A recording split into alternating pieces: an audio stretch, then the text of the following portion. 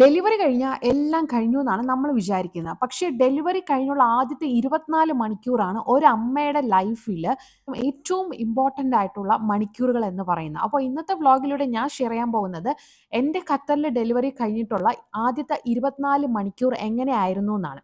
അപ്പോൾ അതിനു മുന്നേ എൻ്റെ ഈ യൂട്യൂബ് വീഡിയോ നിങ്ങൾ ആദ്യമായിട്ടാണ് കാണണമെങ്കിൽ ചാനൽ ഒന്ന് സബ്സ്ക്രൈബ് ചെയ്യാൻ മറക്കണ്ട. അതുപോലെ തന്നെ ഈ ഒരു വീഡിയോ ഇഷ്ടപ്പെട്ടാൽ ലൈക്ക് ചെയ്യുക. വീഡിയോയിലേക്ക് കടക്കുന്നതിന് മുന്നേ ഒരു ഇമ്പോർട്ടൻ്റ് ആയിട്ടുള്ള കാര്യം കൂടെ പറയാം. ഈ ഒരു വീഡിയോ ഞാൻ എൻ്റെ പേഴ്സണൽ എക്സ്പീരിയൻസിൽ നിന്നുകൊണ്ടാണ് ചെയ്യുന്നത്. എൻ്റെ ഡെലിവറി കഴിഞ്ഞത് 2024 നവംബർ മാസം. അപ്പോൾ എൻ്റെ ഡെലിവറി കഴിഞ്ഞത് ഇവിടെ ഖത്തറിലുള്ള ഒരു ഗവൺമെൻറ് ഹോസ്പിറ്റലാണ്, women wellness and research centre എന്ന് പറയും. ആദ്യം തന്നെ ഞാൻ ഡെലിവറി കഴിഞ്ഞിട്ടുണ്ടായ എൻ്റെ ഫീലിങ്സ്, എനിക്ക് മനസ്സിൽ തോന്നിയ ഒരു ഫീലിങ്സിനെ പറ്റി പറയാം. ഇപ്പോൾ കുഞ്ഞ് ജനിച്ചു, ഹാപ്പിയാണ്, അതൊക്കെയാണ്. പക്ഷേ കുഞ്ഞിനെ ഉടനെ തന്നെ അവർ NICUയിലോട്ട് കൊണ്ടുപോവുകയാണ് ചെയ്തത്. സോ കൂടുതൽ കുഞ്ഞുമായിട്ട് എനിക്ക് ടൈം സ്പെൻഡ് ചെയ്യാൻ പറ്റില്ല. പക്ഷേ ഡെലിവറി കഴിഞ്ഞ ഉടനെ എനിക്ക് തോന്നിയത് എന്താണെന്ന് വെച്ചാൽ എൻ്റെ വയറിൽ നിന്ന് എന്തോ ഒരു ഭാരം ഇറങ്ങിപ്പോയതുപോലെയാണ്. അപ്പം നിങ്ങൾ വിചാരിക്കും, കുഞ്ഞിന് ഭാരം എന്ന് പറയുന്നോന്ന്. കുഞ്ഞിന് ഭാരം എന്ന് പറയുന്നതല്ല. പക്ഷേ നമ്മൾ ഇത്രയും നാൾ ഒരു 9 മാസം കുഞ്ഞിനെ വയറിൽ ചുമന്നുകൊണ്ട് നടക്കുമ്പോൾ അവസാനത്തെ പ്രത്യേകിച്ച് ഒരു 8, 9 മാസം, 7, 8, 9 എന്ന് പറയാം.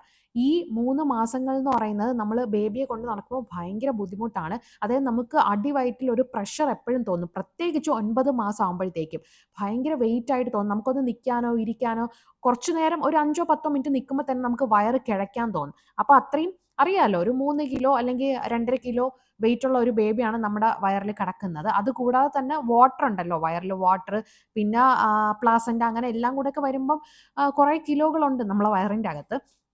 അപ്പോൾ അത്രയും വെയിറ്റും കൂടി ഇരിക്കുമ്പം പ്രഗ്നൻസി സമയത്താണെങ്കിലും ഭയങ്കര ബുദ്ധിമുട്ടായിരിക്കും. അപ്പോൾ നമുക്ക് ആദ്യം ഡെലിവറി കഴിയുമ്പോൾ തന്നെ നമ്മൾ പുഷൊക്കെ ചെയ്ത് കുഞ്ഞ് പുറത്ത് വരുമ്പോൾ തന്നെ നമുക്ക് വയറിൽ നിന്ന് എന്തോ ഒരു സാധനം, ഭയങ്കര വെയിറ്റുള്ള ഒരു സാധനം പുറത്ത് പോയതുപോലെ തോന്നും. ഇതിപ്പോൾ ഞാൻ എങ്ങനെ പറയുമെന്ന് വെച്ചാൽ, ഈ ഒരു ഫീലിങ്സ് എങ്ങനെ പറയാമെന്ന് വെച്ചാൽ, ഇപ്പം നിങ്ങൾക്ക് എല്ലാവർക്കും മനസ്സിലാവാൻ വേണ്ടിയിട്ട് പറയാം. അതായത് നമ്മളിപ്പോൾ 2 3 ദിവസം, അല്ല, ഒരു മാക്സിമം 2 ദിവസം മോഷൻ പോയില്ലെന്ന് വെച്ചോ. അപ്പോൾ പോകാതിരുന്ന് നമ്മൾ മോഷൻ പോയിട്ടൊക്കെ വരുമ്പോൾ നമുക്കൊരു ഒരു പ്രത്യേക തരം അടിവയറ്റിൽ നിന്നൊരു മഞ്ഞ് പോകുന്ന ഒരു സുഖം തോന്നൂലേ? എന്തോ ഒരു സംഭവമൊക്കെ പോയി വയറൊക്കെ ക്ലീൻ ആയ പോലെ, അതേപോലെ കേട്ടോ. അതേപോലെ എന്നല്ല, അതിൽ നിന്നും അതിൻ്റെ എത്രയോ മടങ്ങ് നമുക്ക് ഒരു ഫീലിങ്സ് ആണ് വരുന്നത്. സത്യം എനിക്ക് അങ്ങനെയാണ് ഉണ്ടായത്. എൻ്റെ വയറിൽ നിന്ന് ഭയങ്കര വെയിറ്റുള്ള ഒരു സാധനം ഇറങ്ങി പോയതുപോലെ, സാധനമല്ല, ഒരു ബേബി പോയതുപോലെ. അപ്പോൾ പിന്നെ എനിക്ക് ഡെലിവറിയൊക്കെ കഴിഞ്ഞ് ഞാൻ എന്നെ ലേബർ റൂമിൽ കിടത്തിയിരുന്നു. നമുക്ക് സ്റ്റിച്ചും കാര്യങ്ങളൊക്കെ ഇടുമല്ലോ. സ്റ്റിച്ചൊക്കെ ഇട്ടതിന് ശേഷം കുറച്ച് നേരം, ഒരു 1 മണിക്കൂർ എന്തോ ഞാൻ ലേബർ റൂമിൽ തന്നെ കിടന്നു. കാരണം ഡോക്ടർ പറഞ്ഞ് ഒന്നുകൂടെ ഞാൻ വന്ന് സ്റ്റിച്ച് ചെക്ക് ചെയ്യും, അപ്പോൾ അതുവരെ ഒന്ന് കിടക്കാൻ പറഞ്ഞു. അപ്പോൾ കിടന്നപ്പോൾ തന്നെ പിന്നെ എനിക്ക് എന്താണെന്ന് വെച്ചാൽ, എൻ്റെ അടുത്ത് കുഞ്ഞില്ല കേട്ടോ, അത് വേറൊരു കാര്യം. എനിക്ക് കുഞ്ഞില്ലല്ലോ. പിന്നെ ഉമ്മ ഇന്ന് എൻ്റെ അടുത്ത് ഇരിക്കുന്നുണ്ടായിരുന്നു. അപ്പോൾ ഉമ്മയുടെ കയ്യിൽ എൻ്റെ ഫോണൊക്കെ ഉണ്ട്. അപ്പോൾ ഞാൻ ഫോണൊക്കെ എടുത്ത് ചെക്ക് ചെയ്തിട്ട് ഞാൻ തന്നെ വാട്സപ്പ് ഗ്രൂപ്പിൽ എൻ്റെ ഫാമിലിക്കൊക്കെ മെസ്സേജ് ഇട്ട് ഞാൻ പ്രസവിച്ചു എന്നൊക്കെ പറഞ്ഞ്. അപ്പോൾ എൻ്റെ കസിൻസിൻ്റെ ഗ്രൂപ്പുണ്ട്. അപ്പോൾ കസിൻസിൻ്റെ ഗ്രൂപ്പിലും ഞാൻ മെസ്സേജ് ചെയ്തു ഞാൻ പ്രസവിച്ചെന്ന്. അപ്പോൾ എനിക്ക് കസിൻസിൻ്റെ ഗ്രൂപ്പിലാണോന്ന് എനിക്കറിഞ്ഞൂടാ. എൻ്റെ ഒരു കസിനല്ല, ആക്ച്വലി അത് കസിൻ്റെ മകളായിട്ട് വരും. അപ്പോൾ പക്ഷെ നമ്മൾക്ക് ഏജിലും 5-6 വയസ്സ് ഇളയതാണ്. എന്നാൽ പോലും സെയിം വൈബൊക്കെയാണ്. അപ്പോൾ ആ ആളുടെ പേരൊന്നും പറയുന്നില്ല. ആ വ്യക്തിക്ക് ഞാൻ മെസ്സേജ് അയച്ചിട്ട് ഞാൻ പ്രസവിച്ചു എന്നൊക്കെ പറഞ്ഞു. അപ്പോൾ ആ വ്യക്തിയുടെ കുഞ്ഞുമ്മയായിട്ടൊക്കെ വരും ഞാൻ ആക്ച്വലി. അപ്പോൾ എൻ്റെ അടുത്ത് ഇത്ര പെട്ടെന്ന് പ്രസവിക്കുകയൊക്കെ ചെയ്താ, അതിനായിട്ട് മെസ്സേജ് വിട്ടാന്ന്. കാരണം പ്രസവിച്ച് കഴിഞ്ഞ് പിന്നെ ഞാൻ പ്രത്യേകിച്ച് എപ്പിഡ്യൂറലൊക്കെ എടുത്തിട്ടുണ്ടായിരുന്നു. അപ്പോൾ എനിക്ക് അതിൻ്റെ വേദനയിൽ വേറെ ഒന്നും, സ്റ്റിച്ചിൻ്റെ പെയിനൊന്നും ഉടനെ അറിയില്ലല്ലോ. കാരണം ഇപ്പോഴും എപ്പിഡ്യൂറലിൻ്റെ എഫക്റ്റ് അവിടെ ഉണ്ട്. അതുകൊണ്ട് ഞാനൊന്നും അറിയുന്നില്ല. ഞാൻ പിന്നെ കിടക്കുകയാണല്ലോ. കിടന്നുകൊണ്ട് മെസ്സേജൊക്കെ ഇങ്ങനെ ഇൻസ്റ്റയൊക്കെ നോക്കി അങ്ങനെ സ്റ്റോറി വരെ ഞാൻ ഇട്ടു പ്രസവിച്ചു എന്ന്. എന്താ അല്ലേ കാലം പോയ പോക്ക്. അപ്പോൾ അതൊക്കെ കഴിഞ്ഞ് പിന്നെ എന്നെ 1 മണിക്കൂർ കഴിഞ്ഞ് ഡോക്ടർ വന്നിട്ട് സ്റ്റിച്ചൊക്കെ നോക്കും. നമുക്ക് ഡെലിവറി കഴിയുമ്പോൾ തന്നെ ബ്ലീഡിങ്ങും കാര്യങ്ങളൊക്കെ ഉണ്ടാവുമല്ലോ. അപ്പോൾ ബ്ലീഡിംഗ് ഒക്കെ വന്നുകൊണ്ടിരിക്കുകയാണ്. പിന്നെ സ്റ്റിച്ചൊക്കെ ഓക്കെയാണ്, ഇനി റൂമിൽ പൊക്കോ എന്ന് പറഞ്ഞു. അങ്ങനെ റൂമിലോട്ട് എന്നെ സ്ട്രക്ചറിൽ തന്നെ എല്ലാവരും കൂടെ റൂമിലോട്ട് കൊണ്ടുപോയി. പിന്നെ റൂമിൽ കൊണ്ടുപോയി അവിടുത്തെ ബെഡിലോട്ട് മാറ്റി കിടത്തി. ഇനി നമുക്കൊന്ന് ഫ്രഷ് ആവണം. അത് ഫ്രഷ് ആവണതിന് മുന്നേ ആദ്യം നമുക്ക് ഒന്ന് യൂറിനൊക്കെ പാസ്സാക്കാൻ തോന്നും. അപ്പോൾ യൂറിൻ പാസ് ചെയ്യാൻ പോകുമ്പോൾ നമ്മൾ വിചാരിക്കും നമുക്ക് എഴുന്നേറ്റ് തനിയെ പോയി യൂറിനൊക്കെ പാസ്സാക്കാമെന്ന്. കാരണം നമ്മൾ പ്രസവിച്ചൊക്കെ കഴിഞ്ഞല്ലോ. അതൊരു വല്ലാത്തൊരു സുഖമാണ് കേട്ടോ പ്രസവിച്ച് കഴിയുമ്പോൾ. അത് അനുഭവിച്ചവർക്കേ അറിയാൻ പറ്റുള്ളൂ. അപ്പോൾ നമ്മൾ എഴുന്നേൽക്കുമ്പോൾ നമുക്ക് സത്യം പറഞ്ഞാൽ എഴുന്നേറ്റൊന്ന് സ്വന്തമായിട്ട് നിൽക്കാൻ പറ്റൂല. അതിപ്പോൾ നോർമൽ സെക്ഷൻ ആണെങ്കിൽ അറിയാമല്ലോ, ഭയങ്കര സ്റ്റിച്ചും കാര്യങ്ങളും പെയിനൊക്കെ ആയിട്ട് ഒട്ടും നിൽക്കാൻ പറ്റില്ല. നോർമൽ ഡെലിവറി ആണെങ്കിലും അങ്ങനെയാണ്. അത്രയും നമ്മൾ കഷ്ടപ്പെട്ട് പ്രസവിച്ച് നമ്മുടെ എനർജി ഫുള്ളും പോവും. പോയതിന് ശേഷം നമുക്ക് പക്ഷേ എന്തോ പ്രസവിച്ച് കഴിയുമ്പോൾ എന്തോ നമ്മൾ ഓക്കെയാണ്, പഴയ പോലെയാണെന്നൊക്കെ തോന്നും. പക്ഷെ അങ്ങനെയല്ല. നമുക്കൊന്ന് എഴുന്നേറ്റൊന്ന് ബാത്റൂമിൽ പോകണമെങ്കിൽ പോലും ആരെങ്കിലും ഒരാളെ പിടിച്ചുകൊണ്ട് പോകണം. അപ്പോൾ ഞാൻ പ്രസവിക്കാറൊക്കെ ആയപ്പോഴാണ് എൻ്റെ ഉമ്മായും വാപ്പായും പിന്നെ എന്നെ നോക്കുന്ന മാമിയൊക്കെ വന്നത് ഖത്തറിലോട്ട്. അപ്പോൾ വന്ന സമയത്ത് ആ മാമി പറയുന്നത്, പ്രസവിച്ച് കഴിയുമ്പോൾ നിനക്ക് ഒറ്റയ്ക്ക് എഴുന്നേറ്റ് പോകാനൊന്നും പറ്റൂല, ആരെങ്കിലുമൊക്കെ വേണം, അങ്ങനെയൊക്കെ പറഞ്ഞു. അപ്പോഴാണ് ഞാൻ വിചാരിക്കുന്നത് അങ്ങനെയൊക്കെ ഉണ്ടോ എന്ന്. അത് ചിലപ്പോൾ ആർക്കും അറിഞ്ഞൂടാത്തൊരു സംഭവമായിരിക്കും. നമ്മൾ പ്രസവിച്ച് കഴിഞ്ഞ ഉടനെ ഒറ്റയ്ക്ക് പോകാമെന്നൊക്കെ വിചാരിക്കും ബാത്റൂമിലൊന്നും. അങ്ങനെയൊന്നും പോകാൻ പറ്റൂല. അറിഞ്ഞൂടാത്തവർക്ക് വേണ്ടിയാണ് ഞാൻ പറയുന്നത്. അപ്പോൾ എന്നെ പിടിച്ചുകൊണ്ട് എൻ്റെ ഉമ്മയൊക്കെയാണ് എന്നെ ബാത്റൂമിൽ കൊണ്ടുപോയത്. പോയതിന് ശേഷം ഞാനൊന്ന് കാരണം ഡ്രസ്സിലൊക്കെ ബ്ലഡും കാര്യങ്ങളൊക്കെ ഉണ്ടല്ലോ. അപ്പോൾ അതുകൊണ്ട് ഒന്ന് ഫ്രഷായി എല്ലാം കഴിഞ്ഞ് വന്നു. പിന്നെ വേറൊരു കാര്യം എനിക്ക് പറയാനുള്ളത്, നാട്ടിലൊക്കെ ആണെങ്കിൽ നമ്മൾ ഈ മോഷനൊക്കെ പോകാൻ വേണ്ടിയിട്ട് എനിമയോ അങ്ങനെ എന്തോ സംഭവമൊക്കെ വയ്ക്കുമെന്ന് തോന്നുന്നു. എനിക്കതിനെപ്പറ്റി അറിഞ്ഞൂടാ കേട്ടോ. കാരണം എനിക്ക് അങ്ങനെയൊന്നും വച്ചിട്ടില്ലായിരുന്നു ഇവിടെ. അങ്ങനെ വയറൊക്കെ ക്ലീൻ ആക്കിയിട്ടാണ് പ്രസവിപ്പിക്കുന്നത് എന്നാണ് പറയുന്നത്. പക്ഷേ ഇവിടെ എനിക്ക് അങ്ങനെയൊന്നും ചെയ്തില്ലേ. ഇവിടെ അങ്ങനെ ചെയ്ത ആരെങ്കിലും ഉണ്ടെങ്കിൽ പറയണം ഖത്തറിൽ. അതല്ല നിങ്ങൾക്ക് എങ്ങനെയായിരുന്നു എന്ന് നിങ്ങളൊന്ന് കോമെന്റ് ചെയ്യണേ. അപ്പോൾ അതുകൊണ്ട് തന്നെ എനിക്ക് ഡൗട്ടുണ്ട്. ഞാൻ മോഷൻ പോയിരുന്നോ എന്നൊരു ഡൗട്ട് എനിക്കുണ്ട്. പക്ഷെ അതൊന്നും ഡോക്ടർമാരും നഴ്സുമാരൊന്നും ഒന്നും വലിയ കാര്യമായിട്ടൊന്നും എടുക്കാറില്ല കേട്ടോ. അപ്പോൾ അങ്ങനെ ഞാൻ ബാത്റൂമിലോട്ടൊക്കെ എന്നെ ഹെൽപ്പ് ചെയ്ത് കൊണ്ടുപോയി. അങ്ങനെ ഞാനൊന്ന് ഫ്രഷായി കുളിച്ച് പിന്നെ അറിയാലോ നമുക്ക് ബ്ലീഡിങ് ഉണ്ടായിരിക്കും. പീരീഡ്സ് പോലെയല്ല. പീരീഡ്സ് ഒരു 7 ദിവസമാണ് മിനിമം ബ്ലഡൊക്കെ പോകുന്നതെങ്കിൽ ചിലർക്ക് 2-3 ദിവസമൊക്കെ ആയിരിക്കും. പക്ഷേ ഇതെന്ന് പറയുന്നത് 40 ദിവസത്തോളം നമുക്ക് ബ്ലഡൊക്കെ ഉണ്ടാവും കേട്ടോ. അപ്പോൾ അതുകൊണ്ട് നമ്മൾ നാപ്കിൻ, അതായത് സാനിറ്ററി പാഡ് ഉപയോഗിക്കണമല്ലോ. അപ്പോൾ സാനിറ്ററി പാഡൊക്കെ വെച്ച് തിരിച്ച് എന്നെ പിടിച്ചുകൊണ്ടൊക്കെയാണ് വന്ന് ഞാൻ ബെഡിൽ കിടന്നത്. അപ്പോഴേ ഞാൻ മനസ്സിലാക്കിയത് എൻ്റെ ശരീരത്തിൽ ഒട്ടും എനർജി ഇല്ലാന്ന്. എനിക്കൊന്ന് എഴുന്നേറ്റ് നിൽക്കാൻ പോലും പറ്റുന്നില്ലാന്ന്. ഒന്നാമത്തെ കാര്യം, നമ്മൾ ഫുഡൊന്നും പ്രോപ്പറായിട്ട് കഴിക്കില്ല. ഞാൻ ആകെ കുടിച്ചത് ഇവിടുന്ന് KDD എന്ന് പറയുന്ന ഒരു കമ്പനിയുടെ ആപ്പിൾ ജ്യൂസ് മാത്രമാണ്. എനിക്കത് മാത്രമാണ് തന്നിരുന്നത്. ഭയങ്കരമായിട്ട് തൊണ്ടയൊക്കെ വറ്റി. ആപ്പിൾ ജ്യൂസ് എന്നല്ല, വെള്ളം എന്ന് ചോദിക്കുമ്പോൾ എനിക്ക് സിസ്റ്റർ ഈ ഒരു ആപ്പിൾ ജ്യൂസ് മാത്രമാണ് തന്നിരുന്നത്. ഓക്കെ, ബാങ്ക് വിളിക്കുന്നു, അത് കഴിഞ്ഞിട്ട് ബാക്കി പറയാം. അപ്പോൾ നമുക്ക് എന്താണ് ഞാൻ പറഞ്ഞത്, എവിടെയാണ് നിർത്തിയ? ആപ്പിൾ ജ്യൂസ് മാത്രമാണ് കിട്ടിയത് കേട്ടോ. അപ്പോൾ വേറെ ഫുഡൊന്നും കഴിച്ചില്ലല്ലോ. അങ്ങനെ പിന്നെ റൂമിൽ പോയപ്പോഴത്തേക്കും പിന്നെ എനിക്ക് ഫുഡ് വന്നു. അപ്പോൾ ഫുഡ് എന്ന് വെച്ചാൽ അവർ വന്ന് ചോദിക്കും കേട്ടോ, എന്താണ് ഫുഡ് വേണ്ടതെന്നൊക്കെ. അത് പക്ഷേ ഡെലിവറി കഴിഞ്ഞ ഉടനെ അവരേതോ ഒരു ഫുഡ് കുറച്ച് ഹെൽത്തി ആയിട്ടൊക്കെ എന്തൊക്കെയോ കൊണ്ടുവന്നു കേട്ടോ. എനിക്കത് ഓർമ്മയില്ല. എൻ്റെ ഓർമ്മ ശരിയാണെങ്കിൽ എന്തോ റൈസും പിന്നെ കുറേ സാലഡും പിന്നെ എന്തോ സ്വീറ്റ് ആയിട്ടുള്ള സാധനങ്ങൾ അതൊക്കെയാണ് കൊണ്ടുവന്നത് കേട്ടോ. പിന്നെ അതിനുശേഷം നമുക്ക് അവർ വന്ന് ചോദിക്കും ഏത് ഫുഡാണ് വേണ്ടത് എന്നുള്ളത് ചോദിക്കുമ്പോൾ അതനുസരിച്ച് നമുക്ക് വെജോ നോൺ വെജോ നമ്മുടെ ഇഷ്ടം അനുസരിച്ച് പറയാം. അപ്പോൾ എനിക്കും എൻ്റെ കൂടെ നിന്ന ബൈസ്റ്റാൻഡറിന് ഒരു ഫുഡ് കൊണ്ടുവന്നിരുന്നു. അടിപൊളി ഫുഡൊക്കെ ആയിരുന്നു കേട്ടോ. പിന്നെ വ്യൂ ഒക്കെ ഒരു രക്ഷയില്ല. എൻ്റെ ഡെലിവറി ജേർണി ആണെങ്കിൽ ഇതിന് മുന്നേ ഞാൻ ഇതുമായിട്ട് റിലേറ്റ് ചെയ്തിട്ട വീഡിയോ ആണെങ്കിൽ നിങ്ങൾ അതിലെ തംബ്നെയിൽ നോക്കി നിങ്ങൾക്ക് മനസ്സിലാവും. ഖത്തറിൻ്റെ നൈറ്റ് വ്യൂ ഒക്കെ കണ്ട് കിടക്കാം. അപ്പോൾ അത് ഫുഡൊക്കെ നല്ലപോലെ കഴിച്ചു. ഫുഡ് കഴിക്കുമ്പോഴാണ് നമുക്ക് ആകെ എന്താണ് ഒരു എനർജിയൊക്കെ കിട്ടുന്നത്. പിന്നെ അത് കഴിഞ്ഞ് നേഴ്സൊക്കെ വന്നിട്ട് നമ്മുടെ വൈറ്റൽസും കാര്യങ്ങളൊക്കെ ചെക്ക് ചെയ്യും. ചെക്ക് ചെയ്ത് എല്ലാം ഓക്കെ ആണെന്നൊക്കെ നോക്കും കേട്ടോ. പിന്നെ ഞാൻ കുറച്ച് നേരം ഒന്ന് കിടന്നു എന്ന് വെച്ചാൽ ഉറങ്ങിയൊന്നുമില്ല. വെറുതെ എന്നല്ല, അങ്ങനെ കിടക്കണമല്ലോ. അല്ലാതെ എഴുന്നേറ്റ് നടക്കാനൊന്നും പറ്റൂലല്ലോ, ഓടാനൊന്നും. അപ്പോൾ നമ്മൾ കുറച്ച് നേരം ഒന്ന് കിടക്കും, കുറച്ചൊന്ന് റെസ്റ്റ് ചെയ്യണം. പിന്നെ എപ്പിഡ്യൂറലിൻ്റെ എഫക്റ്റ് പോകുമ്പോഴത്തേക്കും നമുക്ക് സ്റ്റിച്ചിൻ്റെയൊക്കെ പെയിൻ വരും. പിന്നെ ഒന്ന് എഴുന്നേറ്റ് കഴിക്കാനൊക്കെ ഇരിക്കുന്ന സമയത്താണെങ്കിലും ചെറിയ ഒരു കുത്തുന്ന പോലെയൊക്കെ ഒരു പെയിനൊക്കെ ഉണ്ടാവും. പിന്നെ ബാത്റൂമിലൊക്കെ പോകുമ്പോൾ ഇടയ്ക്കിടയ്ക്ക് ഉമ്മ വരുമായിരുന്നു. ആദ്യത്തെ ഫസ്റ്റ് നമുക്ക് ബാത്റൂമിലൊക്കെ പോകാൻ ചെറിയൊരു ബുദ്ധിമുട്ടുണ്ടായിരുന്നുള്ളൂ. പിന്നെ ഓക്കെ ആയി, നമുക്ക് ഒറ്റയ്ക്ക് പോകാൻ പറ്റും. ഫുഡൊക്കെ കഴിച്ച് എനർജിയൊക്കെ വന്നല്ലോ. പിന്നെ ഞാനാണെങ്കിൽ ഒരുപാട് സ്ട്രഗിൾ ചെയ്താണ് ബേബിയെ എനിക്ക് പുറത്ത് വന്നത് തന്നെ. ഒരുപാട് നേരം പുഷ് ചെയ്തു. അപ്പോൾ അത്രയും എനർജിയൊക്കെ ഭയങ്കര ലോ ആയിട്ടാണ് വന്നത് ഞാൻ ഡെലിവറി കഴിഞ്ഞിട്ട്. പക്ഷെ അത് എനിക്ക് മനസ്സിലായില്ല ഞാൻ ഇത്രയും വീക്കാണെന്നുള്ളത്. അതൊന്ന് എഴുന്നേറ്റ് നിന്നപ്പോഴാണ് മനസ്സിലായത്. ഓക്കെ, അപ്പോൾ അത് കഴിഞ്ഞ് റെസ്റ്റ് ചെയ്തു. എൻ്റെ കയ്യിൽ കുഞ്ഞില്ല കേട്ടോ, അതുകൊണ്ടാണേ. അപ്പോൾ അല്ലെങ്കിൽ നമുക്ക് ആദ്യം തന്നെ നമ്മൾ ഫസ്റ്റ് ബ്രസ്റ്റ് ഫീഡിങ്ങിലോട്ട് കിടക്കും. അപ്പോൾ എനിക്ക് അതിനുള്ള ഇത് പറ്റിയില്ല. പിന്നെ റീക്ക പോയി കുഞ്ഞിനെയൊക്കെ നോക്കി, വാപ്പ ഉമ്മയൊക്കെ പോയി കുഞ്ഞിനെയൊക്കെ കണ്ടിട്ട് വന്നു. അവൻ NICUവിൽ സേഫ് ആയിട്ട് വെച്ചിട്ടുണ്ടായിരുന്നു. നോക്കാൻ സിസ്റ്ററും വേറെ നേഴ്സൊക്കെ ഉണ്ടായിരുന്നു. അപ്പോൾ അവൻ്റെ കാര്യമൊക്കെ പ്രോപ്പറായിട്ട് എല്ലാം ഭയങ്കര നല്ല അടിപൊളിയായിട്ട് കഴിഞ്ഞേ. അവൻ അവിടെ ഉറങ്ങുന്നുണ്ടായിരുന്നു. അപ്പം ഞാൻ പോയി കണ്ടിട്ടില്ല കേട്ടോ. ഞാൻ പിന്നെ അടുത്ത ദിവസമാണ് പോയി കാണുന്നത്. അപ്പം നിങ്ങൾ ആലോചിച്ച് നോക്ക്. കാരണം അപ്പോഴ് എൻ്റെ ഹെൽത്തും പിന്നെ എൻ്റെ ഡെലിവറി കഴിഞ്ഞ് 12:30 1 മണിയൊക്കെ ആയി. പിന്നെ എല്ലാം കഴിഞ്ഞാൽ റൂമിലേക്ക് വന്ന് 3 മണി. പിന്നെ എഴുന്നേറ്റ് വന്ന് നടക്കാൻ 5, 6 മണിയൊക്കെ ആയി. പിന്നെ രാത്രിയായി. അങ്ങനെ ആയപ്പോഴത്തേക്കും പിന്നെ എല്ലാവരും പറഞ്ഞു അടുത്ത ദിവസം രാവിലെ പോയി കാണാമെന്ന്. അപ്പോൾ അവരൊക്കെ പോയി കണ്ട് ഉറപ്പ് വെച്ചു. അപ്പോഴും എൻ്റെ മനസ്സിൽ ഭയങ്കര വിഷമമായിരുന്നു. കാരണം ഞാൻ പ്രസവിച്ചൊരു കുഞ്ഞു മണി എന്താണ് NICUവിൽ ഒറ്റയ്ക്ക് കിടക്കുകയാണ്. ഒറ്റയ്ക്കെന്നല്ല, എൻ്റെ അടുത്ത് നിന്ന് മാറി കിടക്കുന്നല്ലോ എന്നൊരു വിഷമമൊക്കെ ഉണ്ടായിരുന്നു. ഓക്കെ, പിന്നെ കുഴപ്പമില്ല, നേഴ്സുമാരൊക്കെ ഉണ്ടല്ലോ നോക്കാൻ.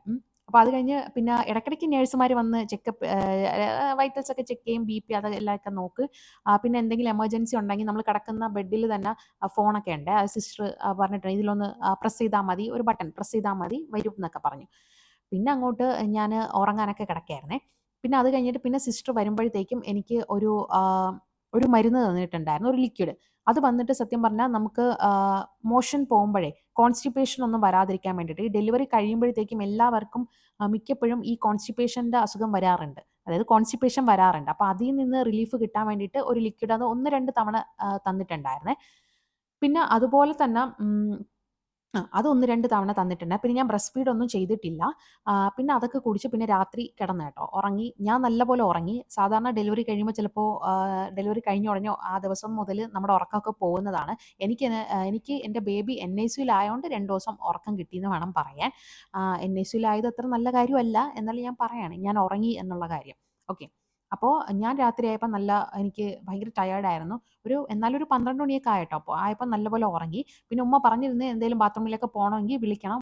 പിന്നെ ഉമ്മ രാത്രി ഉറങ്ങിയാൽ പിന്നെ ഉമ്മക്ക് ബോധം കാണൂല, പെട്ടെന്ന് എഴുന്നേൽക്കാൻ ഉമ്മക്ക് പാടാണ്. അതുകൊണ്ട് ഞാൻ അങ്ങനെ വിളിച്ചൊന്നുമില്ല.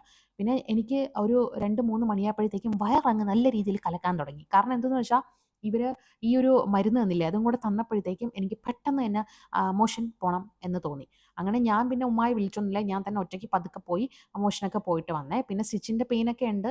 അപ്പോൾ നമ്മൾ ബാത്റൂമിലൊക്കെ പോകുമ്പോൾ ആ ഒരു പെയിനും കാര്യങ്ങളൊക്കെ ഉണ്ട് കേട്ടോ.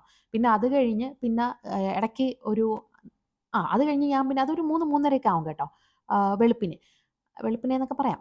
അത് കഴിഞ്ഞ് ഒരു 5 മണിയൊക്കെ ആയപ്പോഴത്തേക്കും 5 മണിയായപ്പോൾ തന്നെ സിസ്റ്റർ കയറി വരുന്നുണ്ട്, നേഴ്സ് വരുന്നുണ്ട്. പിന്നെയും എന്തോ ചെക്കപ്പ് കാര്യങ്ങൾ എന്തൊക്കെയോ ചെയ്യാൻ വേണ്ടിയിട്ട് സിസ്റ്റർ വരും. ഓൾറെഡി പറഞ്ഞിരുന്നു വെളുപ്പിന് ഞാൻ വരുമെന്ന്. അങ്ങനെ അവർ വരും കേട്ടോ, ഇടയ്ക്കിടയ്ക്ക് വന്ന് ഡെലിവറി കഴിഞ്ഞവർക്ക് അറിയാം, ചുമ്മാ നേഴ്സുമാർ വരും ഓരോന്ന് ചെക്ക് ചെയ്യാൻ എല്ലാം ഓക്കെ ആണെന്നൊക്കെ നോക്കാൻ വേണ്ടിയിട്ട്. ഓക്കെ. അപ്പോൾ അത് കഴിഞ്ഞ് പിന്നെ അടുത്ത ദിവസം ആയപ്പോഴത്തേക്കും പിന്നെ റൂമിലേക്ക് ആര് വന്നു എന്ന് വെച്ചാൽ വേറെ ഈ ബ്രസ്റ്റ് ഫീഡിങ്ങിനെയൊക്കെ പറ്റി പറഞ്ഞുതരാൻ വേണ്ടിയിട്ട് ഒരു നേഴ്സ് വന്നിട്ടുണ്ടായിരുന്നു. ആ നേഴ്സ് വന്നിട്ട് ഒരു സിറിഞ്ച് ഉണ്ടായിരുന്നു, കുട്ടി സിറിഞ്ച്. അതിൽ കുറച്ച് ബ്രസ്റ്റ് മിൽക്ക് എടുക്കാൻ പറഞ്ഞു. അപ്പോൾ എനിക്കത് എടുക്കാനൊന്നും അറിഞ്ഞൂടല്ലോ. അങ്ങനെ സിസ്റ്റർ തന്നെ എൻ്റെ അടുത്ത് ആ ബ്രസ്റ്റ് മിൽക്ക് കുറച്ച് വന്നത് എടുത്തു. പിന്നെ വളരെ കുറച്ചേ ഉണ്ടായിരുന്നുള്ളൂ കേട്ടോ. അപ്പോൾ അത് കിട്ടിയത് എന്താണോ അത് കുഞ്ഞ് കൊണ്ട് കൊടുത്തു. പിന്നെ എൻ്റെ അടുത്ത് പറഞ്ഞു ഈ 2-3 സിറിഞ്ചൊക്കെ തന്നിട്ട് ഇതിൽ വരുന്നത് എടുക്കാൻ പറഞ്ഞിരുന്നേ. അപ്പോൾ എനിക്ക് സംഭവം എടുക്കാനും അറിഞ്ഞൂടെ, ഞാൻ എടുത്തിട്ട് വരുന്നുമില്ല. അപ്പം പിന്നീട് NICUവിൽ നിന്ന് അവിടുത്തെ നേഴ്സ് എന്നെ വിളിച്ചിട്ട് പറഞ്ഞു ഇതുപോലെ കുഞ്ഞിന് ഫോർമുല മിൽക്ക് കൊടുക്കട്ടെ എന്ന്. കാരണം ഞാൻ ബ്രസ്റ്റ് മിൽക്ക് കൊടുക്കുന്നില്ലല്ലോ, എനിക്ക് വരുന്നില്ല കൊടുക്കാൻ, എനിക്കത് എടുത്തു കൊടുക്കാനും അറിയണ്ട. ഫസ്റ്റ് ബ്രസ്റ്റ് മിൽക്ക് അല്ലേ, മറ്റേത് കുഞ്ഞ് കുടിക്കുന്നത് വേറെയാണ്, നമ്മൾ എടുത്തു കൊടുക്കുന്നത് അത് വേറെയാണ്, രണ്ട് ഇതാണ്. അപ്പോൾ അതുകൊണ്ട് ഞാൻ പറഞ്ഞു ഫോർമുല മിൽക്ക് കൊടുക്കാൻ പറഞ്ഞിരുന്നു. അപ്പോൾ ഞാൻ കൊടുക്കാൻ പറഞ്ഞു. അങ്ങനെ ബേബിക്ക് പിന്നെ ഫോർമുല മിൽക്കാണ് ഇൻട്രൊഡ്യൂസ് ചെയ്തത്. അപ്പം എനിക്ക് ആദ്യത്തെ 2 ദിവസമൊന്നും ബ്രസ്റ്റ് ഫീഡ് ചെയ്യേണ്ടി വന്നില്ല. പക്ഷേ പകരം ഞാൻ ബ്രസ്റ്റ് പമ്പ് യൂസ് ചെയ്തുകൊണ്ട് പിന്നീട് ബ്രസ്റ്റ് മിൽക്ക് എടുക്കാൻ ശ്രമിച്ചിട്ടുണ്ടായിരുന്നു. കാരണം എങ്കിലേ കുഞ്ഞിന് കൊടുക്കാൻ പറ്റുള്ളൂ. പിന്നെ നമ്മൾ വീട്ടിൽ പോയപ്പോഴും എനിക്കൊരു ചെറിയ ബോക്സ് തന്നിട്ട് അതിൻ്റെ അകത്ത് നിറച്ച് കിട്ടുന്ന എന്താണോ ആ അളവ് നിറച്ച് കൊണ്ടുവരാൻ പറഞ്ഞു. കാരണം കിട്ടിയാൽ അത് കുഞ്ഞിന് അത്രയും നല്ലതല്ലേ, ബ്രസ്റ്റ് മിൽക്ക് തന്നെ അമ്മയുടെ. അപ്പോൾ അതുകൊണ്ട് അങ്ങനെ എടുത്തു കൊടുക്കാൻ പറഞ്ഞപ്പോൾ അങ്ങനെ കുറേ എടുത്തു കൊടുത്തായിരുന്നേ വരുന്നതൊക്കെ. ഓക്കെ. പിന്നെ അടുത്ത ദിവസം ആയപ്പോഴത്തേക്കും പിന്നെ മെയിൻ ഡോക്ടർ വന്നു. ഡോക്ടർ വന്നിട്ട് വേറെ ഡോക്ടറാണ് ഡെലിവറി നോക്കിയ ഡോക്ടറല്ല, വേറൊരു ഫീമെയിൽ ഡോക്ടറാണ് വന്നത്. എനിക്ക് മെയിൽ ഡോക്ടറായിരുന്നു ഡെലിവറിയൊക്കെ സ്റ്റിച്ചൊക്കെ ഇട്ടതൊക്കെ. അപ്പം ഫീമെയിൽ ഡോക്ടർ വന്ന് ഹെൽത്തൊക്കെ ഓക്കെ ആണോ എല്ലാ കാര്യങ്ങളൊക്കെ ചോദിച്ചു. പിന്നെ അന്ന് നമുക്ക് ഫുഡൊക്കെ കിട്ടി കേട്ടോ. അങ്ങനെ എല്ലാ കാര്യങ്ങളൊക്കെ ഓക്കെ ആണ് എന്ന് മനസ്സിലായപ്പം ഡോക്ടർ പറഞ്ഞു എന്നാൽ പിന്നെ ഈവനിങ് ആകുമ്പോൾ നിങ്ങൾ ഡിസ്ചാർജ് ചെയ്തോ. പിന്നെ ഒരു കാര്യം, ആ ടൈമിൽ തന്നെ അതിന് മുന്നേ നമ്മൾ പോകുന്നതിന് മുന്നേ അവർ ചോദിച്ചിരുന്നു കുഞ്ഞിന് ഈ സർക്കംസിഷൻ ചെയ്യുന്നോ വേണ്ടോ എന്നുള്ളത്. അതായത് ഈ നമ്മുടെ മുസ്ലിംസൊക്കെ ആണെങ്കിൽ മാർക്കം ചെയ്യുക എന്ന് പറയില്ലേ, അത്. അപ്പം നമ്മൾ വേണമെങ്കിൽ നമുക്ക് അപ്പം തന്നെ ചെയ്യാവേ, ഫോം ഫില്ല് ചെയ്ത് കൊടുക്കാൻ പറഞ്ഞത്. അപ്പോൾ അതും കൂടെ കഴിഞ്ഞ് കുഞ്ഞിനെ വിടുകയുള്ളൂ അങ്ങനെ. അപ്പം ഞങ്ങൾ അതൊക്കെ ഓക്കെ ആണെന്ന് പറഞ്ഞ് ചെയ്യാൻ വേണ്ടിയിട്ട് പറഞ്ഞ് കൊടുത്തു.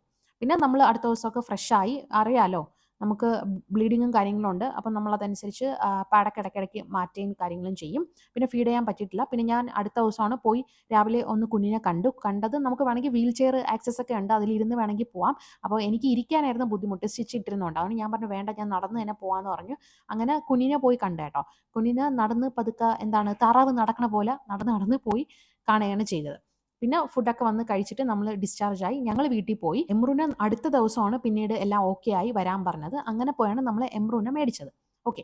അപ്പോൾ ആദ്യത്തെ ഫസ്റ്റ് 24 hours ഇങ്ങനെ ആയിരിക്കും, എനിക്കിങ്ങനെയായിരുന്നു. പിന്നെ ഒരു മാറ്റം വരുന്ന അറിയാലോ. നമ്മൾ ബ്രസ്റ്റ് ഫീഡ് എപ്പോഴും രാത്രി അന്ന് ദിവസം ഡെലിവറി കഴിഞ്ഞ മുതൽ കുഞ്ഞ് എഴുന്നേൽക്കുമ്പോൾ നമ്മൾ എഴുന്നേറ്റ് പാല് കൊടുക്കുക. പിന്നെ കുഞ്ഞ് ഡയപ്പർ അങ്ങനത്തെ കാര്യങ്ങളൊക്കെ എന്തെങ്കിലും ഡ്രസ്സ് കാര്യങ്ങൾ അങ്ങനെയൊക്കെ നമ്മൾ ഇട്ട് കൊടുക്കുക. ഇതിപ്പോൾ അങ്ങനെ ഒന്നും എനിക്ക് ചെയ്യേണ്ടി വന്നിട്ടില്ലായിരുന്നു. കുഞ്ഞിൻ്റെ കാര്യമൊന്നും നോക്കേണ്ടി വന്നില്ല ഫസ്റ്റ് 24 അവേഴ്സിൽ. അപ്പം ഞാനിപ്പോൾ കുഞ്ഞ് കിട്ടുന്ന വരെയുള്ള കാര്യങ്ങളും കൂടെ പറയാം. പിന്നെ നമ്മൾ ഹോസ്പിറ്റലിൽ പോയി കുഞ്ഞിനെയൊക്കെ മേടിച്ച് വന്നതിന് ശേഷമാണ് പിന്നീട് എൻ്റെ റിയൽ പോസ്റ്റ്മോർട്ടം ലൈഫ് തുടങ്ങിയത്. പിന്നെ കുഞ്ഞ് വന്നതിന് ശേഷം അതിന് മുന്നേ ഞാൻ പറഞ്ഞില്ലേ പാലൊക്കെ എടുത്ത് കൊടുക്കുമായിരുന്നേ. അപ്പോൾ പിന്നെ കുഞ്ഞ് വന്നതിന് ശേഷം കുഞ്ഞിന് എക്സ്ക്ലൂസീവ് ബ്രസ്റ്റ് ഫീഡിംഗ് ആണ് ചെയ്തത്. അപ്പോൾ ഹോസ്പിറ്റലിൽ പോയപ്പോൾ തന്നെ അവർ ബ്രസ്റ്റ് ഫീഡ് ചെയ്യേണ്ട എങ്ങനെയാണ്, കുഞ്ഞിനെ ആദ്യമായിട്ട് ബ്രസ്റ്റ് ഫീഡ് ചെയ്യാനൊക്കെ പറഞ്ഞു. അപ്പോൾ എനിക്ക് അറിഞ്ഞുകൂടായിരുന്നു എങ്ങനെ കുഞ്ഞിനെ ഹോൾഡ് ചെയ്യണം, ലാച്ച് ചെയ്യിക്കണമെന്നൊക്കെ. അതൊക്കെ നേഴ്സ് തന്നെ, അവിടെ നിന്ന് നേഴ്സ്, എമുറിനെ നോക്കി നേഴ്സ് തന്നെ പറഞ്ഞു തന്നു. അപ്പോൾ അതനുസരിച്ച് പിന്നീട് കാര്യങ്ങൾ ചെയ്താട്ടോ. പിന്നെ ഞാൻ ഓൾറെഡി ഈ ബ്രസ്റ്റ് പമ്പൊക്കെ മേടിച്ച് വെച്ചിരുന്നേ. അപ്പോൾ അത് യൂസ് ചെയ്തൊക്കെ പാലെടുക്കാൻ പറ്റുന്നതൊക്കെ എടുത്തിരുന്നു. പിന്നെ കുഞ്ഞ് വന്നത് മുതൽ പിന്നെ കുഞ്ഞിൻ്റെ കാര്യങ്ങളൊക്കെ നോക്കി. ഓക്കെ, കുഞ്ഞിന് പാല് കൊടുക്കുന്നത്, കുഞ്ഞിന് ഡയപ്പർ മാറ്റുന്നത്, പിന്നെ നമ്മുടെ ഉറക്കമൊക്കെ അങ്ങനെ പോയി. അപ്പോൾ ഇത്രയും കാര്യങ്ങളാണ് മെയിനായിട്ട് ആദ്യത്തെ 24 മണിക്കൂറിൽ നടക്കുന്നത്. സംഭവം വിപുലമായ കാര്യങ്ങൾ. ഓക്കെ. പിന്നെ ഞാൻ വീട്ടിൽ വന്ന് ബാത്റൂമിലൊക്കെ പോയപ്പോഴത്തേക്കും ആദ്യമൊക്കെ എനിക്ക് റീക്ക ഒന്നെങ്കിൽ എൻ്റെ കൂടെ വാഷ്റൂമിൽ വരും, അല്ലെങ്കിൽ ഉമ്മ വരും. ആരെങ്കിലും ഏറ്റെടുത്തവർ പറഞ്ഞ് അതിനെ നോക്കുന്ന മാമിയാണെങ്കിലും ആരെങ്കിലും വിളിച്ചോണ്ടേ പോവാവുന്ന, അങ്ങനെ ആരെങ്കിലുമൊക്കെ വരുമായിരുന്നു കേട്ടോ. ഓക്കെ. അപ്പോൾ പിന്നെ നമുക്ക് സ്റ്റിച്ചിൻ്റെയും ആ വേദനയൊക്കെ കാണുമല്ലോ. അപ്പോൾ ഇരിക്കാൻ നിൽക്കാൻ ബുദ്ധിമുട്ടൊക്കെ ഉണ്ടായിരുന്നു. എപ്പിഡ്യൂറലിൻ്റെ എഫക്റ്റും കൂടെ പോയപ്പോൾ നല്ല പെയിനും കാര്യങ്ങളും ഉണ്ടായിരുന്നു കേട്ടോ. അങ്ങനെ 2 ദിവസം ഡിസ്ചാർജായി പോയല്ലോ. അതായത് ഡെലിവറി നവംബർ 30-നാണ് എനിക്ക് കഴിയുന്നത്. പിന്നെ അടുത്ത ഡിസംബർ 1-ാം തീയതി ഞാൻ നേരെ വീട്ടിലോട്ട് പോയി. പിന്നെ ഡിസംബർ 2-നാണ് എനിക്ക് കുഞ്ഞിനെ കിട്ടുന്നത്. ഓക്കെ. അത് രാവിലെ ഒരു ഉച്ചയൊക്കെ, രാവിലെയല്ല ഒരു ഉച്ചയൊക്കെയായി. രാവിലെ ആയപ്പോൾ നമ്മൾ പോയി. അപ്പോൾ നിങ്ങൾ ആലോചിച്ച് നോക്കണം, ഡെലിവറി കഴിഞ്ഞുള്ള രാത്രിയും അത് കഴിഞ്ഞുള്ള അടുത്ത ദിവസം രാത്രി 2 ദിവസം ഞാൻ സുഖമായിട്ട് ഉറങ്ങിയിട്ടുണ്ട്. അങ്ങനെ ഉറങ്ങാനുള്ള ഭാഗ്യം ആർക്കും കിട്ടില്ല. അതൊരു ഭാഗ്യമല്ല സത്യം പറഞ്ഞാൽ. ഭാഗ്യം എന്നൊക്കെ പറഞ്ഞാൽ എന്നെ എല്ലാവരും കോമൻറ്റിൽ വന്ന് പൊങ്കാലയിടും. ഭാഗ്യമൊന്നുമല്ല, പക്ഷേ ഞാൻ പറയുന്നത് ഞാൻ ഉറങ്ങി എന്ന് പറയണം. അപ്പോൾ അത് ചിലപ്പോൾ എല്ലാവർക്കും അങ്ങനെ ഉണ്ടാവണമെന്നില്ല. കുഞ്ഞൊക്കെ ഹെൽത്തി ആയിട്ട് എല്ലാം ഓക്കെ ആണെങ്കിൽ കുഞ്ഞ് കാണും. പിന്നെ നമ്മുടെ ഉറക്കമൊക്കെ അന്ന് ഡെലിവറി കഴിഞ്ഞ് അന്ന് മുതൽ എന്നെ നഷ്ടപ്പെടുന്ന കാര്യമാണ്. പക്ഷേ എനിക്കെന്താണ്, കുഞ്ഞ് NICU-ലായതുകൊണ്ട് ഞാൻ ഉറങ്ങി. പിന്നെ അടുത്ത ദിവസം എനിക്ക് അന്നത്തെ ദിവസം ഞാൻ ഹോസ്പിറ്റലിലായതുകൊണ്ട് എനിക്ക് വലിയ ഇത് തോന്നിയില്ല, കുഞ്ഞുണ്ടല്ലോ. മറ്റേത് വീട്ടിൽ വന്ന് എനിക്ക് അടുത്ത ദിവസമായപ്പോൾ ഭയങ്കരമായിട്ട് രാത്രിയൊക്കെ ഭയങ്കര ഒരു വിഷമമായിട്ട് എനിക്ക് തോന്നിയായിരുന്നു. കുഞ്ഞില്ലല്ലോ, അവൻ അവിടെ അത് ഹോസ്പിറ്റലിലല്ലേ, വേറെ ആരുടെയൊക്കെയോ കൂടെയല്ലേ, നേഴ്സുമാരാണ്, എന്നാലും ഉമ്മാടെയോ അല്ലെങ്കിൽ നമ്മുടെ കൂടെ ഇല്ലല്ലോ എന്നൊരു, അപ്പോൾ എനിക്ക് എങ്ങനെയില്ല അവനെ കൊണ്ടുവന്നാൽ മതി എന്നായിരുന്നു, വീട്ടിൽ കൊണ്ടുവരണമെന്നായിരുന്നു കേട്ടോ. അപ്പോൾ ആ ഒരു ഗിൽറ്റി ഫീൽ ഉണ്ടായിരുന്നു. എന്നാലും ഉറക്കം വരുമ്പോൾ ഉറങ്ങുമല്ലോ, അങ്ങനെ ഉറങ്ങി കേട്ടോ. പിന്നെ അടുത്ത ദിവസം പോയി ബേബിയെ വാങ്ങിച്ചുകൊണ്ട് വന്നു. അപ്പോഴാണ് ഒന്ന് ഹാപ്പി ആയത്. പിന്നെ അന്ന് മുതൽ പിന്നെ ഇന്ന് വരെയും ഉറക്കമൊക്കെ കണക്ക് തന്നെ കേട്ടോ. കല്യാണത്തിന് മുന്നേ വരെ ഞാൻ ആലോചിക്കുന്നു, എങ്ങനെ ഉറങ്ങിക്കൊണ്ടിരുന്ന ആളായിരുന്നു ഞാൻ, ഇപ്പം എൻ്റെ എല്ലാ ഉറക്കവും പോയി. കണ്ടില്ലേ, ഡാർക്ക് സർക്കിൾസ് വരെ ഉണ്ട്. ഇപ്പം ഞാൻ മേക്കപ്പ് ഒക്കെ ഇട്ട് അഡ്ജസ്റ്റ് ചെയ്ത് വെച്ചിരിക്കുകയാണ്. മേക്കപ്പ് കൺസീലർ ഉപയോഗിച്ചുകൊണ്ട് കൺസീൽ ചെയ്ത് വെച്ചിരിക്കുകയാണ്. അപ്പോൾ ഉറക്കമൊക്കെ നഷ്ടപ്പെടും. പിന്നെ ഡെലിവറി കഴിയുമ്പോൾ വരുന്ന ആദ്യത്തെ രാത്രിയാണ് മെയിൻ. കാരണം ബേബിയെ ഫസ്റ്റ് നമുക്ക് ഫീഡ് ചെയ്യിക്കണം, പിന്നെ ഡയപ്പർ മാറ്റി കൊടുക്കണം, അങ്ങനത്തെ കാര്യം. കുഞ്ഞിനെ നമ്മളെ കൂടെ കിടക്കുകയൊക്കെ ചെയ്യൂലേ, അതൊക്കെ ഒരു വല്ലാത്ത ഫീലാണ്. പക്ഷേ എനിക്കത് കിട്ടിയിട്ടില്ല. കിട്ടിയവർക്ക് മനസ്സിലാവുമായിരിക്കും. അത് കഴിഞ്ഞ് എനിക്ക് എൻ്റെ കുഞ്ഞ് NICU-ന്ന് വന്നപ്പോൾ ഞാൻ ഭയങ്കര ഹാപ്പി ആയിരുന്നു. കാരണം എന്ന് വെച്ചാൽ കുഞ്ഞ് ഹെൽത്തി ആയിട്ട് തിരിച്ചു വന്നു. കാരണം അവർ അത്രയും പ്രോപ്പറായിട്ട് നോക്കിയിട്ടേ വിടുള്ളൂ എന്നാണ് പറഞ്ഞിരുന്നത് കേട്ടോ. അപ്പോൾ അതുകൊണ്ട് എല്ലാ ചെക്കപ്പൊക്കെ കഴിഞ്ഞ് അവൻ ഓക്കെ ആണ്, പെർഫെക്റ്റ് ആണെന്ന് അറിഞ്ഞപ്പോഴാണ് തിരിച്ചു തന്നത്. പിന്നെ അവൻ ഫോർമുല മിൽക്ക് കുടിച്ചല്ലോ, അവൻ വിശപ്പിനുള്ളത് അവൻ കുടിക്കുന്നുണ്ടായിരുന്നു. അതുകൊണ്ട് എനിക്ക് വേറെ ഗിൽറ്റ് ഫീലിംഗ് ഒന്നും ഇല്ലായിരുന്നു. ബേബി എനിക്ക് എങ്ങനെയെങ്കിലും കിട്ടിയാൽ മതി എന്നായിരുന്നു. അതുപോലെ തന്നെ ഡെലിവറി കഴിഞ്ഞുള്ള ഫസ്റ്റ് 24 അവേഴ്സ് എന്ന് പറയുമ്പോൾ നമ്മൾ ഭയങ്കര ഫിസിക്കലി ടയേർഡ് ആയിരിക്കും, പക്ഷെ മെൻ്റലി ഭയങ്കര ഹാപ്പി ആയിരിക്കും കേട്ടോ. ആദ്യമൊക്കെ ഓക്കെയാണ്, പിന്നെയാണല്ലോ നമ്മൾ മെൻ്റലി ടയേർഡ് ആവുന്നത്. മെൻ്റലി ടയേർഡ് ആവുന്നതെന്നല്ല, നമ്മുടെ കംപ്ലീറ്റ് റുട്ടീനൊക്കെ മാറുമ്പോൾ ചിലപ്പോൾ പോസ്റ്റ്മോർട്ടം ലൈഫ് വരുമ്പം ചെറിയ ബുദ്ധിമുട്ടുകളൊക്കെ ഉണ്ടാവും. ഓക്കെ. പിന്നെ നമ്മൾ പിന്നീട് 30 ദിവസം ഉള്ള കാര്യങ്ങളൊക്കെ എങ്ങനെയാണെന്ന് ഇതേക്കെ പോലെ തന്നെയാണ്. പിന്നീട് വരുന്ന നമ്മുടെ 30-40 ദിവസം എന്ന് പറയുന്നത് ഭയങ്കര ഇമ്പോർട്ടൻ്റ് ആയിരിക്കും. കുഞ്ഞിൻ്റെ കാര്യങ്ങളൊക്കെ നോക്കി നമ്മൾ ഇടയ്ക്കിടയ്ക്ക് പാൽ കൊടുക്കണം, ഡയപ്പർ മാറ്റി കൊടുക്കണം, അങ്ങനെ. പിന്നെ നമുക്ക് ബോഡിയിൽ ഒരുപാട് പെയിന് കാണും. അതൊക്കെ പറ്റി ഞാൻ ഓൾറെഡി ഒരു വീഡിയോ അപ്ലോഡ് ചെയ്തിരുന്നേ. അതായത് ഡെലിവറി കഴിഞ്ഞുള്ള ആദ്യത്തെ 30 ദിവസം എന്ന് പറയുന്നത്. അപ്പോൾ അത് നിങ്ങൾ കണ്ടിട്ടില്ലെങ്കിൽ ഞാൻ ഐ ബട്ടണിൽ കൊടുത്തേക്കാവേ, കാണുക. അതുപോലെ തന്നെ എൻഡ് സ്ക്രീന് നിങ്ങളൊന്ന് ചെക്ക് ചെയ്യുക. അതിൽ ഡെലിവറി എക്സ്പീരിയൻസും ഡെലിവറി റിലേറ്റഡ് വ്ളോഗ്സ് ഒക്കെ ചെയ്തിട്ടുള്ളത് ഞാൻ കൊടുക്കാവേ. അപ്പോൾ അതൊക്കെ ഒന്ന് നിങ്ങൾ കണ്ടു നോക്കാം. പിന്നെ ഇനിയിപ്പോൾ ഡെലിവറി ചെയ്യാൻ പോകുന്ന പുതിയ അമ്മമാരുടെ അടുത്തൊക്കെ പറയാനുള്ളത്, ഇത്തരം കാര്യങ്ങളൊക്കെ നിങ്ങൾ അറിഞ്ഞു വെച്ചിട്ട് പോകുന്നതായിരിക്കും നല്ലത്. നമുക്ക് അറിഞ്ഞൂടാത്ത പല കാര്യങ്ങളും കാണുമല്ലോ. നമ്മൾ ഡെലിവറി എന്താണ്, ഡെലിവറി എങ്ങനെയായിരിക്കും, എങ്ങനെയാണ് ഡെലിവറി ചെയ്യേണ്ടതെന്നുള്ള വീഡിയോസൊക്കെ കാണും. പക്ഷേ ഡെലിവറി കഴിഞ്ഞിട്ടുള്ള കാര്യങ്ങളൊന്നും അധികം ആരും അങ്ങനെ നോക്കാറില്ല. അതുകൊണ്ടാണ് ഞാനിപ്പോൾ ഈ ഒരു വീഡിയോ ചെയ്യുന്നത്. ഓക്കെ. അപ്പോൾ പ്രഗ്നൻ്റ് ആയിട്ടുള്ള അമ്മമാർക്കും അതുപോലെ ആദ്യം ഡെലിവറി കഴിഞ്ഞ് കിടക്കുന്ന അമ്മമാരാണെങ്കിലും ഇനി ഭാവിയിൽ അമ്മയാവാൻ പോകുന്ന അമ്മമാരാണെങ്കിലും എല്ലാവർക്കും ഈ ഒരു വീഡിയോ യൂസ്ഫുൾ ആയിരിക്കുമെന്ന് ഞാൻ വിശ്വസിക്കുന്നു. അപ്പോൾ ഈ ഒരു വീഡിയോ ഇഷ്ടപ്പെട്ടാൽ നിങ്ങൾ ചാനൽ സബ്സ്ക്രൈബ് ചെയ്യണം. അതുപോലെ തന്നെ ലൈക്ക് ചെയ്യണം. പിന്നെ നിങ്ങളുടെ ഡെലിവറി എക്സ്പീരിയൻസ് ഒക്കെ എങ്ങനെയായിരുന്നു എന്നൊക്കെ കോമെൻറ്റ് ചെയ്യാൻ വേണ്ടി മറക്കണ്ട. അപ്പോൾ നമുക്കിനി പുതിയ ഒരു വീഡിയോയിൽ കാണാവേ. Tata bye bye.